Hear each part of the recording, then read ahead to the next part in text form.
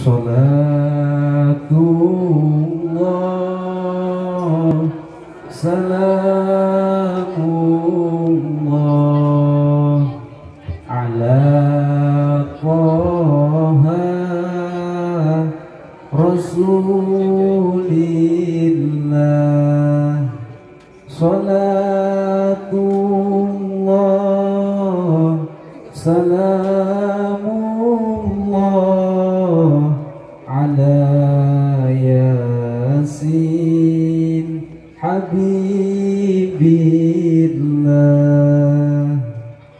Assalamualaikum warahmatullahi wabarakatuh.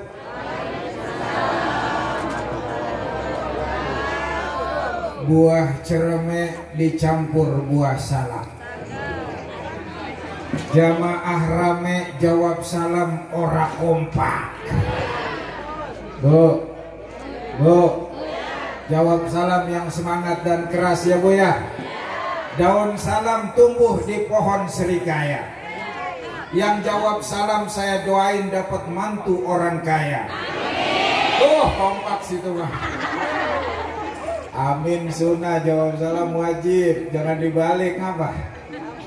Yuk Bapak Ibu, sekali lagi kita jawab salam yang semangat dan keras, biar menggelegar di angkasa, menembus cakrawala hingga turun berkah dan rahmat Allah di tempat ini. Amin. Assalamualaikum warahmatullahi wabarakatuh.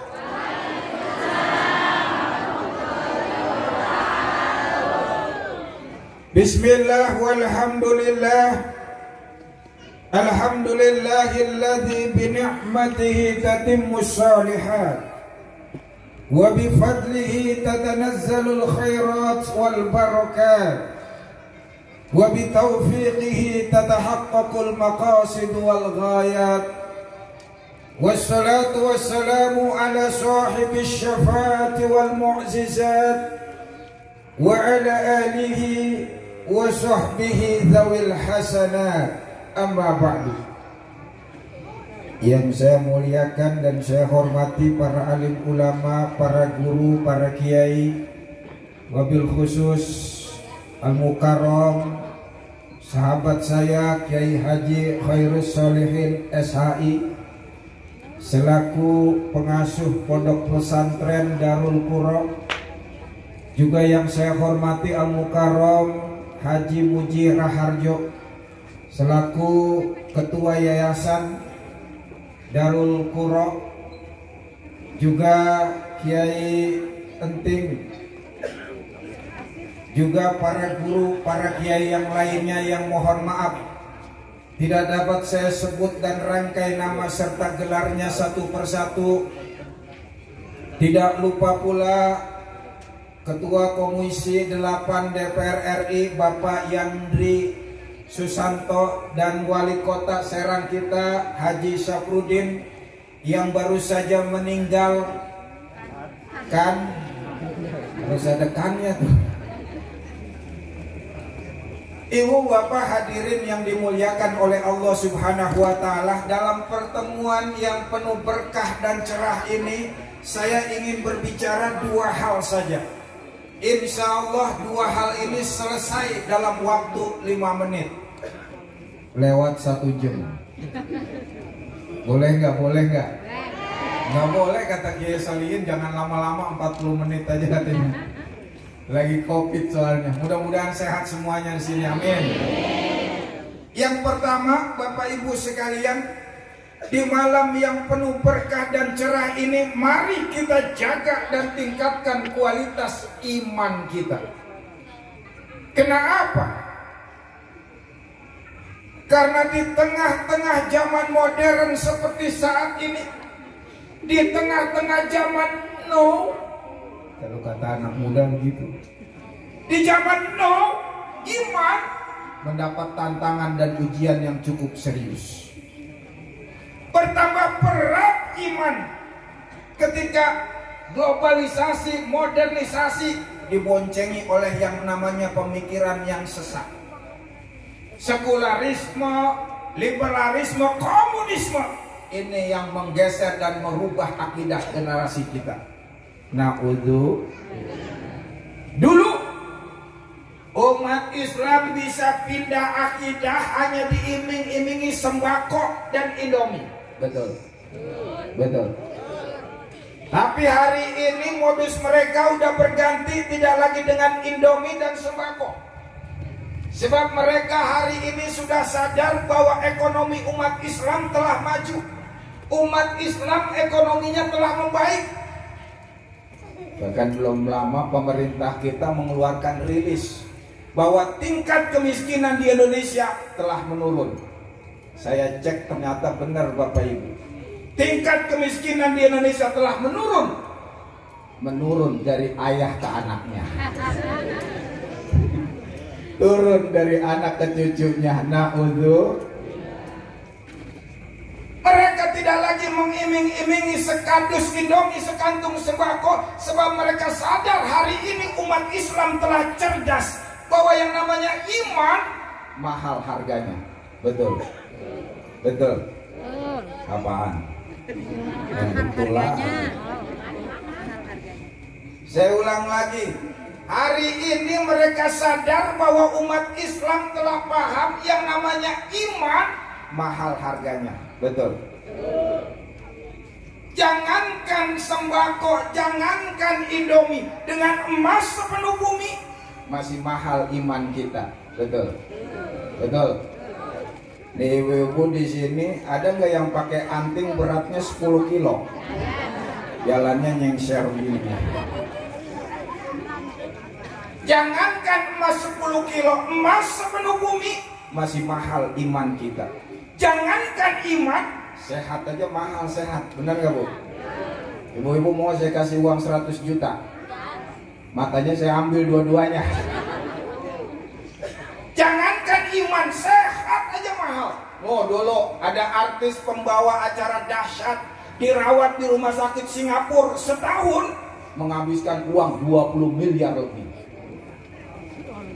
Untuk membeli kesehatan almarhum harus mengeluarkan uang 20 miliar lebih. Ujungnya lewat juga. Coba bayangin Bapak Ibu, kalau uang 20 miliar semuanya kita beliin cilok. Lanjir ini pesantren ya. Maka jaga iman kita, jangan goyah walaupun selangkah. Jaga iman kita, jangan bergeser walaupun 1 meter. Insya. Repotnya Bapak Ibu sekalian, generasi kita hari ini sudah dirusak pemikirannya. Ada orang yang punya prinsip nggak usah sholat, capek nggak usah puasa, lemes nggak usah zakat, miskin, yang penting baik di tetangga, rukun di keluarga, aman di masyarakat, selesai urusan agama. Ada yang kalang punya prinsip begitu Bu. Dia nggak tahu bahwa syarat diterimanya amal kebajikan harus punya iman. Segunung apapun kebaikannya, seluas samudra sekalipun amal solehnya, tanpa iman sia-sia. Benar Bu? Benar Bu? Coba lihat di dalam surat Al-Baqarah ayat 264. Famathalu kamatsali safwanin alaihi turabun fasabahu wabilun fatarakahu solda. Orang yang berinfak, beramal soleh tidak didasari dengan iman kepada Allah, seperti debu nempel di batu licin, turun hujan deras, batu itu menjadi licin kembali. Allah. Amal orang yang tidak punya iman seperti debu nempel di batu, turun hujan deras, layak diruna ala syai'in mimma kasabu. Orang itu nggak dapat apa-apa dari hasil usahanya. Na'udzu. Maka berbahagialah, tadi kata Pak Yandri, bermiliar-miliar orang nggak punya iman. Kita di sini alhamdulillah dari orok belojor ditakdirkan oleh Allah sebagai dari keluarga orang yang beriman. Alhamdulillah. Sekarang ada orang yang punya prinsip nggak usah pakai jilbab, kalau hatinya masih jelek. Nggak usah berjilbab kalau hati masih dengki. Nggak usah berhijab kalau kelakuan masih rusak. Hijabkan dulu hatimu, baru kepalamu. Ini kelihatannya prinsipnya benar, cuma sesat. Kenapa? Walaupun hati masih rusak, hati masih dengki, kelakuan masih belum benar, hijab adalah wajib. Betul? Betul. Sekali hijab wajib, tetap wajib. Menutup aurat wajib. Ini kadang-kadang ada nenek-nenek, Masya Allah, utangnya kemana-mana. Itu buah bernuk udah gantung peot banget lagi. Kita tegur, "Nek, tutup aurat, Nek." Apa kata dia, Bu? "Ya elah Pak Ustadz, saya sampai nyulik sih Pak Ustadz." Lah emang kagak ada yang nyulik, siapa yang mau nyulik? Menjaga aurat sampai mati harus kita pertahankan. Syaratnya nggak harus kulit kendur. Batasnya nggak harus gigi pada rontok, enggak. Sampai mati kita jaga aurat kita, insya. Ibu bapak hadirin yang dimuliakan oleh Allah Subhanahu wa Ta'ala. Repotnya pemikiran disesatkan, kita dibombardir generasi hari ini dengan yang namanya budaya barat. Tuh, kayak tadi Pak Yandri cerita bagaimana LGBT diserang terus generasi kita. Repotnya generasi kita kalau niat bule cepet silau. Kita kayak kena sindrom barat. Mungkin karena kita kelamaan dijajah kali ya. Kalau niat orang bule kita anggap keren. Niat orang bule kita anggap hebat. Padahal belum tentu. Boleh jadi di kampungnya gembel, betul? Betul. Tapi kita tergantung seringkali melihat silo orang bule. Jangankan remaja, orang tua zaman sekarang namain anak juga ke barat-baratan. Sekarang nggak ada namanya Zainab, Maimunah, nggak ada. Bener nggak?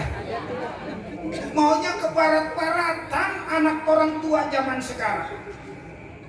Sampai saya punya tetangga orang Sukabumi, lahir anak laki-laki dinamain Justin Bieber. Saya bilang, "Mas Kang, namain anak jangan ke barat-baratan deh." Ini bukan barat Pak, itu Justin Bieber.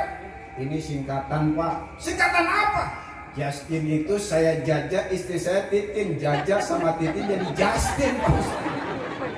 Nah itu Bieber bikinnya pas di Jember. Masya Allah. Walaupun Shakespeare pernah bilang, "What is the meaning of the name?" Nggak usah pakai W. Ngapalinnya sebulan saya. Apalah artinya sebuah nama. Tapi ingat bagi Islam, al-ismu mu'ayyanun bil musamma. Nama menunjukkan karakter yang punya nama. Nama menjadi doa bagi yang menyandang nama. Nama menjadi motivasi bagi yang punya nama. Dulu ada orang yang namanya Mbah Marijan. Marijan artinya percikan api. Matinya di gunung berapi. Dulu ada orang yang namanya Jarimah. Jarimah artinya kriminal besar, jadi ratu ekstasi. Maka hati-hati, nama bisa jadi doa. Nih Bapak Ibu sekalian, Profesor Dr. Masaru Emoto, ilmuwan Jepang, meneliti dua gelas air putih. Yang satu disumpah serapain, dicaci maki, begitu masuk lab diteliti, molekulnya menjadi negatif, berbahaya, bisa mengurangi kesehatan manusia. Yang satu lagi dipuji, dikasih motivasi, dikasih kalimat-kalimat yang positif dan baik, bahkan ditambah lantunan ayat suci Al-Quran. Masya Allah, air itu berubah menjadi kristal bersegi 6. Alhamdulillah. Makanya kita kalau di kampung masih sekarang ya sama guru sering minta air, betul nggak? bukannya mistis, bukannya bid'ah, bukannya tahayul, ilmiah. Apalagi yang air itu yang bacakan orang soleh, para kiai. Masya Allah, air itu menjadi hebat. Insya Allah. Kalau air saja bisa terpengaruh dengan kalimat yang baik, apalagi anak kita, Bapak Ibu. Makanya mohon maaf, saya mah tuh rada ogah makan makanan nasi goreng gila, nggak mau saya mah. Kerupuk kere, ogah saya makan. Es pocong, nggak mau saya makan. Nah kalau di Anyer boleh tuh Bu, di Anyer Bapak boleh tuh kiri kanan ada rumah makan namanya Sop Janda. Nah itu boleh tuh. Bebek poligami. Nambah juga boleh tuh, ada bebek poligami itu boleh tuh. Ini kata teman saya nih ya, bukan kata guru saya Kiai, kata teman saya nih ya. Suami yang istrinya 4 disebut Superman. Terbang sono, terbang sini, pos 1, pos 2. Suami yang istrinya 3 disebut crewman, pria sejati. Suami yang istrinya 2 disebut gentleman. Suami yang istrinya 1 cemen. Ibu-ibu mau suami Superman apa cemen? Cemen. Superman apa cemen? Cemen. Wahai para cemen sekalian. Cemen semua, kayaknya dia cemen semua kayaknya. Masya Allah. Usah isinya berapa? 1 juga ini. Coba kita awasin. Rajanya cemen yang ngomong nih. Masya Allah. Bapak Ibu yang dimuliakan oleh Allah Subhanahu wa Ta'ala, jangan kayak orang tua dulu namain anak sembarangan. Di mana anak dilahirkan, di situ namanya ditek. Lahir di dapur, dinamain pangkeng. Lahir di kebun, dinamain pengki. Benar begitu ya? Oh, kemarin diberitakan tuh di TV One, Masya Allah luar biasa. Ada yang namanya pacul, kedebong pisang. Iya golok, Tuhan, bahkan ada yang namanya Tuhan. Bahkan ada yang namanya setan. Ya Allah tuh setan ketika diwawancarai TV One, Anda nggak malu nama setan? Ya habis gimana lagi? Orang tua ngasih nama setan. Terus nggak mau dirubah namanya. Dulu waktu umur saya 15 tahun saya rubah nama saya, nggak jadi nama setan. Saya sakit 3 bulan. Begitu saya ganti nama setan lagi, sembuh. Emang dasar setan. Masya Allah. Saya kalau ngajar santri saya, kalau bel saya absen satu-satu, saya suruh pulang. Harapan Dadi, saya Pak Ustadz silakan pulang. Mardianto, saya Pak Ustadz silakan kamu pulang. Tono, Sutono M, saya Pak Ustadz sini kamu. Ada apa Pak Ustadz? Ketakutan. Ini nama kamu Tono Sutono M. Iya Pak Ustadz. Bilangin ayah kamu ya, kalau udah Tono, nggak usah pakai Sutono. Pemborosan ini namanya. Begitu Pak Ustadz, iya. Sudah Pak Ustadz, sudah pulang sana. Begitu nyampe mau pintu, saya panggil lagi. Nak, sini nak. Ada apa lagi sih Pak Ustadz? Ini beneran nama kamu Tono Sutono M? Iya Pak Ustadz. M-nya apa? Mutono Pak Ustadz. Masya Allah, mohon maaf Pak Tono ya, persamaan nama dan karakter hanya fiktif belaka. Ibu bapak hadirin yang dimuliakan oleh Allah Subhanahu wa Ta'ala, dari nama orang bisa berubah pergaulan. Di pergaulan ini nih yang hati-hati, sering dibumbui dengan yang namanya narkoba dan minum-minuman keras. Noh, belum lama pabrik narkoba terbesar di Asia Tenggara ketemunya di Banten Bapak Ibu. Nah, itu kenapa seperti itu? Supaya mereka merusak generasi kita, agar supaya generasi bangsa tidak mampu memikirkan negara.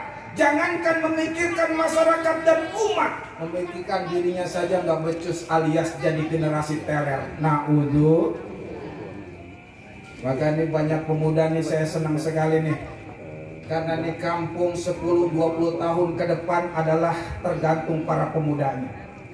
Karena itu saya mau pesan kepada para pemudanya nih. Wahai para pemuda, Nyaut. Wahai para pemuda, wahai para pemuda, minum minuman keras bukan budaya bangsa, setuju?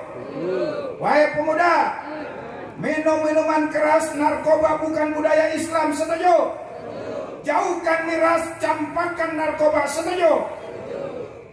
Lagian kalau orang barat minum minuman keras pantas. Kenapa? Pertama kafir. Kedua, makannya setiap hari hotdog, hamburger, Pizza Hut.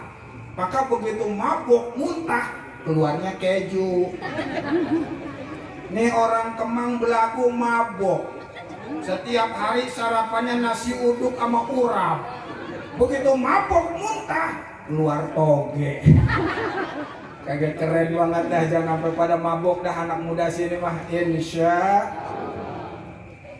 Kalau tadi para pemuda, saya sekarang mau berpesan kepada para gadis. Para gadis, para gadis, para gadis. Yang nenek-nenek gak usah nyaut, udah expired, masih nyaut aja. Ya Allah. Para gadis, boleh Anda tiru barat, tapi yang ditiru isinya bukan kulitnya. Boleh Anda tiru barat, tapi yang ditiru jangan gaya hidupnya. Ini enggak. Perempuan barat pakai pakaian orok, ditiru sama perempuan kita. Bagaimana bukan pakaian orok, itu pakaian ditarik ke bawah, atas nongol. Ditarik atas, pusarnya kelihatan. Ya Allah, Bu, bilangin para gadisnya, kalau perempuan barat pakai pakaian orok pantas. Kenapa? Pertama kafir, kedua kulitnya rada mulus. Ini perempuan Kemang Belagu pakai pakaian orok, udah pusar bodong, kulitnya burak lah. Semoga di sini mah cantik-cantik semuanya. Amin ya robbal. Makanya kita sering disinggung sama Ustadz Fadlan dari Papua, Bapak Ibu. Kesian deh orang kota. Kenapa emang Pak Ustadz? Kita di Papua sudah mulai belajar berpakaian. Orang kota baru mulai belajar telanjang. Masya Allah, mohon maaf Pak Guru, Pak Kiai. Saya kalau naik mobil atau naik motor, di depan ada perempuan diboncengin, tunggirnya kelihatan. Dilihat haram, nggak dilihat. Masya Allah. Tuh gara-gara tunggir, kemarin Pak RW mau ke Pandeglang, nyampenya ke Kresek tuh. Nggak sadar dia ngikutin. Ya Allah. Masya Allah. Ini ngomong-ngomong, tadi ngeliat Damai Indonesia aku kan nih. Tadi saya alhamdulillah tampil bersama Ustadz Latif. Doain insya Allah November akan tampil lagi. Mudah-mudahan kita semuanya berkah, amin. Bapak Ibu yang dimuliakan oleh Allah Subhanahu wa Ta'ala. Yang kedua,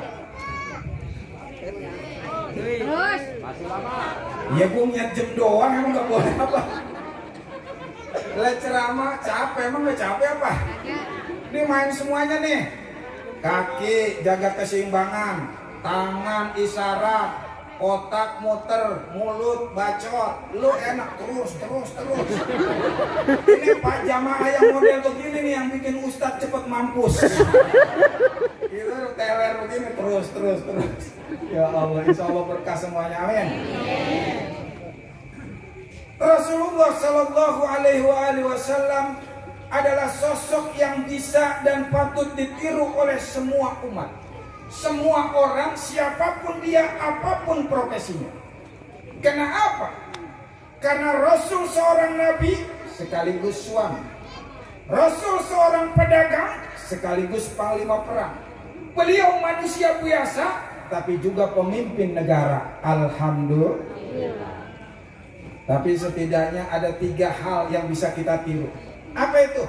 Yang pertama dari sisi ibadahnya, yang kedua dari sisi rumah tangganya, dan yang ketiga bagaimana aspek sosialnya. Dari sisi rumah tangga, Masya Allah, Rasulullah keluarganya begitu romantis dan harmonis. Baiti jannati, Meskipun dia sibuk ibadah, sibuk ngurusin umat, tapi keluarganya tidak terbengkalai. Beliau bangun keluarganya bagaimana supaya harmonis dan sinergis. Alhamdulillah. Maka Rasulullah manggil istri beliau dengan panggilan yang terbaik. Jangankan ke istri, ke orang lain beliau panggil kelebihannya. Beliau panggil suku Aus, wahai kaum ahli pencari jejak, datang kalian ke sini. Beliau panggil suku Khazraj, wahai kaum ahli pemanah, datang kalian ke sini. Rasul manggil orang kelebihannya, kita manggil orang kekurangannya. Orang palanya peang kita panggil penjol, sini lu jol. Orang palanya gede kita panggil bagol, mau kemana lu gol? Na'udzu. Makanya Rasul memanggil istrinya indah luar biasa. Beliau panggil ya Sayyidah Khadijatul Kubra, ya Khadijatul Kubra, wahai Khadijah yang agung. Dijawab oleh Khadijah, labbaik ya Rasulullah, labbaik ya Nabi Allah, labbaik ya Habib Allah. Indah romantis keluarga Rasul, Pak. Bu, suaminya romantis gak? Hah? Ah, yang benar, Pak. Ibunya romantis gak? Ah, yang benar. Rasulullah keluarganya romantis, maka kita tiru Rasul. Tapi kalau nggak bisa romantis, jangan dipaksain. Nggak usah dipaksa. Kalau kata orang Betawi, jengah. Betul nggak? Yang penting rumah tangga saling menghormati, saling menghargai. Kalau bisa romantis, kalau nggak bisa jangan dipaksa. Jangan mentang-mentang malam hari ini ngaji Rasul keluarganya romantis, besok sore dipraktekin sama ibu-ibu. Suaminya pulang, tok tok tok, assalamualaikum, waalaikumsalam, buka pintu dia. Masya Allah suamiku, dirimu telah kunanti sejak pagi hari. Aku sangat merindukanmu. I love you suamiku. Kata suaminya, lu mabok. Biasanya nggak begitu, tau kayak cacing kepanasan. Lebay itu mah lebay. Tapi bahwa harus romantis diusahakan. Betul. Dengan cara apa? Saling memuji. Bu, suaminya suka muji nggak? Hah? Kagak katanya Pak. Pak, saya kasih tahu ya, perempuan paling senang dipuji. Puji sewaktu-waktu, walaupun rada bohong nggak apa-apa, yang penting dia senang. Nih bini kita lagi dandan, mau kondangan kita puji, Masya Allah istriku cantik sekali. Padahal kita niatnya udah enak banget. Gak apa-apa kalau dia senang dapat pahala kita. Gak apa-apa bohong untuk nyenengin pasangan, justru dapat pahala. Ini bohong yang dianjurkan. Asal jangan bohong nikah lagi aja Bu. Bener gak? Saling memuji. Jangan sampai rumah tangga kering dari pujian. Seumur hidup nggak pernah muji. Ada anekdot suami istri, suaminya nggak pernah muji. Suatu hari pulang, assalamualaikum, waalaikumsalam. Abang, udah pulang bang? Iya. Udah makan? Belum. Makan tuh bang, abang. Ibu udah siapin di meja makan. Si abang makan tersenyum lihat istrinya, istrinya tersenyum. Abangnya makan lagi tersenyum lihat istrinya, istrinya tersenyum. Istrinya grogi. Abang kenapa sih bang senyum-senyum aja? Kata abangnya, Masya Allah Bu, ini makanan enak, lezat banget Bu. Bininya malah nangis. Abang jahat. Kenapa? Berapa tahun bang kita nikah? 15 tahun Bu. 15 tahun kita nikah, abang gak pernah muji masakan saya bang. Ini makanya abang puji. Itu masakan tetangga bang. Kayak tanya dulu. Iya. Jangan sembarangan muji. Masya Allah. Makanya Rasulullah manggil Sayyidah Aisyah, ya Humairah, wahai yang kemerah-merahan. Masya Allah. Bu, tahu nggak kenapa Sayyidah Aisyah dipanggil namanya Humairah? Tahu nggak? Tahu nggak? Karena pipinya merah. Kenapa pipinya merah? Karena setiap Rasulullah pulang dakwah, setiap Rasulullah pulang menemui umat, Sayyidah Aisyah udah nyiapkan selendangnya Bu. Begitu Rasulullah pulang, Itu keringat Rasul yang di kening dilap, yang di pipi dilap, seluruh tubuh Rasul dilap pakai selendang Sayyidah Aisyah. Setelah itu tidak dijemur, tidak dicuci, langsung digosok-gosokkan ke pipi. Saking sering dan lamanya pipinya jadi memerah. Nah, besok Bu, besok suaminya pulang kerja, apalagi yang gojek tuh kan keringatnya mantap tuh.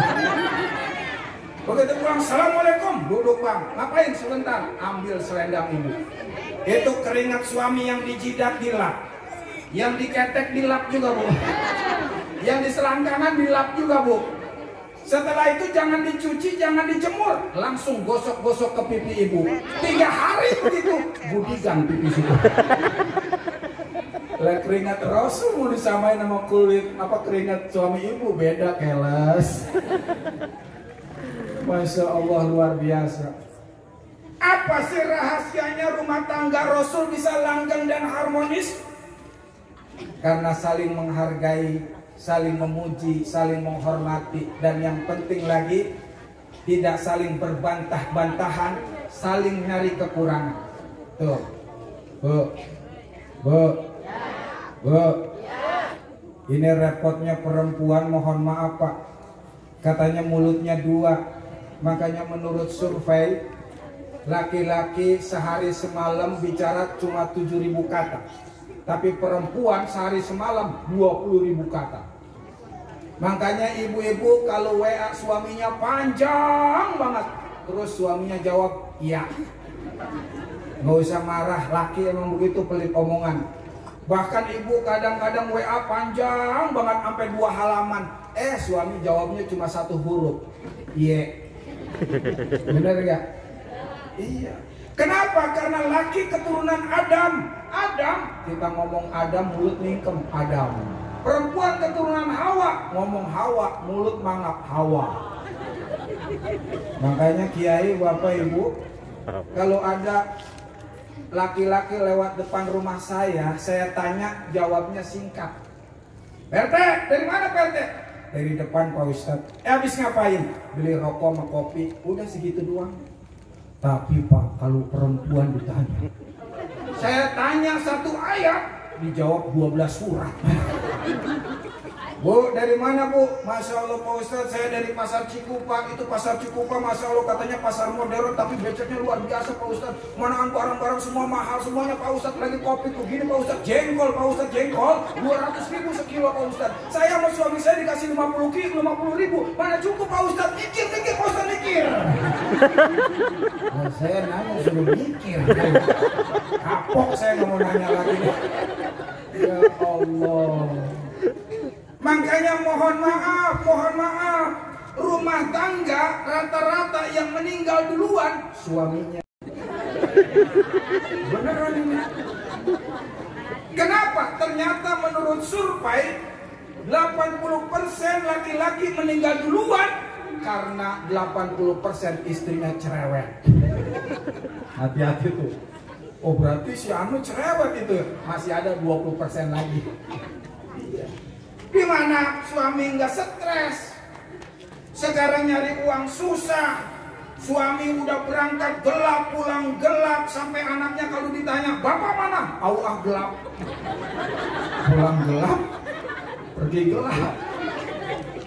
Begitu pulang sepatu udah tipis, rambut aut-autan, baju udah lecek, assalamualaikum, waalaikumsalam.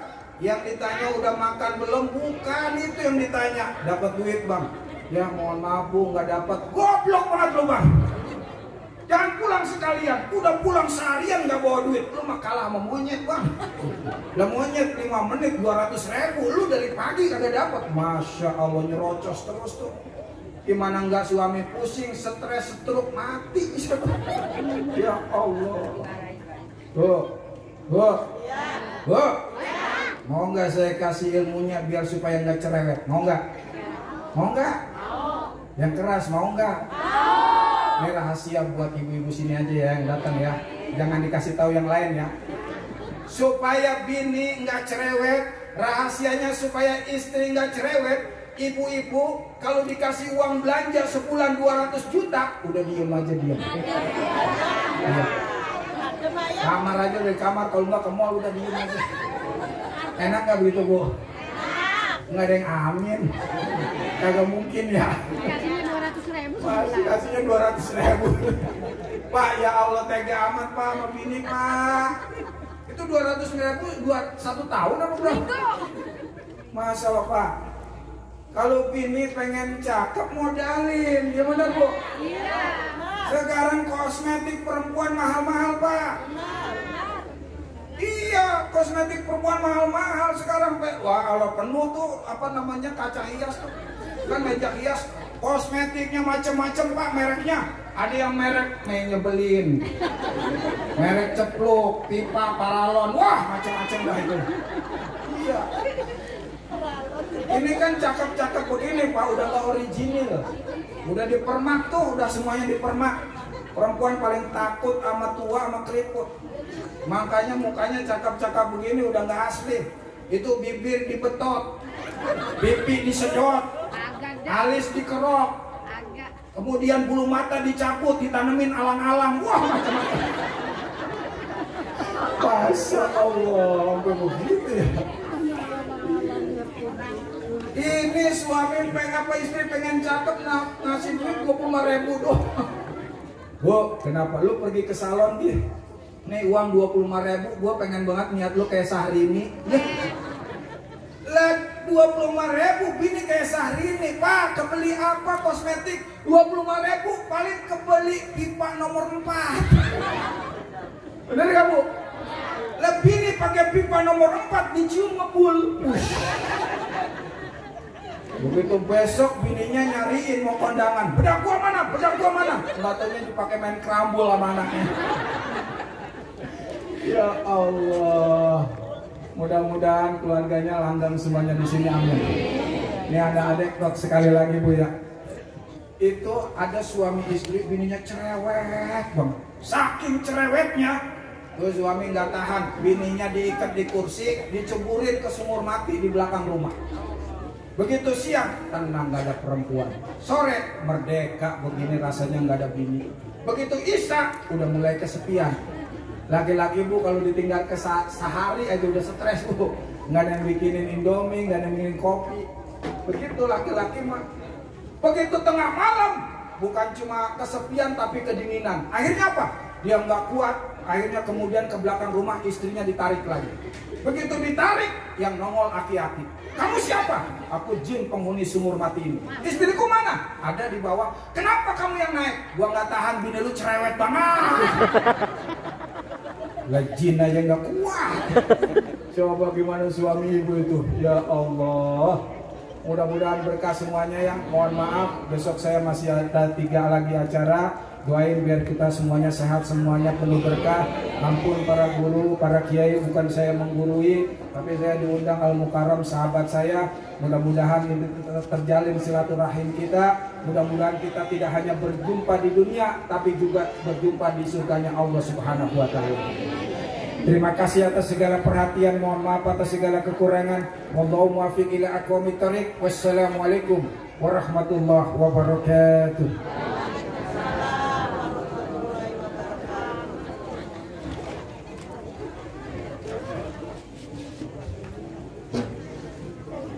Kami ucapkan terima kasih pada Kiai Haji Syahrul Ramadan yang telah menyampaikan tausiah agama. Semoga kita semua dapat melakukan di kehidupan sehari-hari kita. Amin amin ya robbal alamin. Adapun acara selanjutnya doa yang insya Allah akan dipimpin oleh guru kita semua Kiai Haji Zainul Haq. Dengan segala hormat, falyatafadhal mashkura.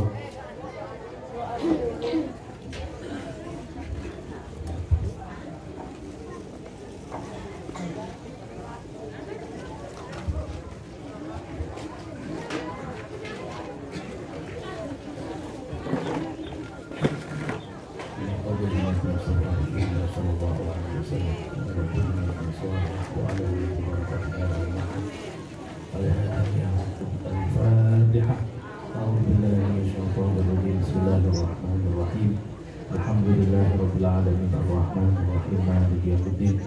Iyyaka na'budu wa iyyaka nasta'in ihdinas siratal mustaqim siratal ladzina an'amta 'alaihim ghairil maghdubi 'alaihim waladdallin.